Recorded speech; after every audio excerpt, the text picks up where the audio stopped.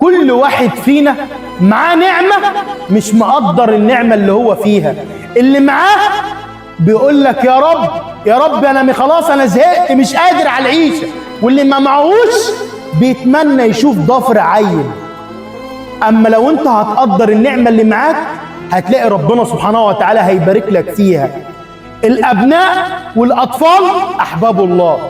ابنك أو بنتك لو أنت بتسعى عشان تأكلهم وعشان تجري عليهم وتخليهم أفضل الناس، فأنت بتجري عشان ده فرض. وزي ما قلنا قبل كده الرسول صلى الله عليه وسلم يقول كلكم راع وكل راع مسؤول عن رعيته.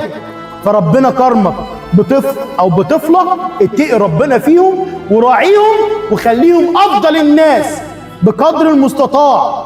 بس ده مش معناه ان انت تبقى نايم في بيتك ومفخد وتدور وتشوف هجيب منين وهعمل منين، لا خالص والله، عشان ربنا سبحانه وتعالى يكرمك ويحل ايامك ويرزقك الخير فيهم، واللي انت ما عرفتش تعمله تلاقيهم هم يعملوه ويتفوقوا عنك بمراحل. مفيش حد في الدنيا بيتمنى حد يبقى افضل منه غير ابنك، فابنك عايزه يبقى افضل منك واحسن منك بمراحل، يبقى تتعب وتشقى عشانه.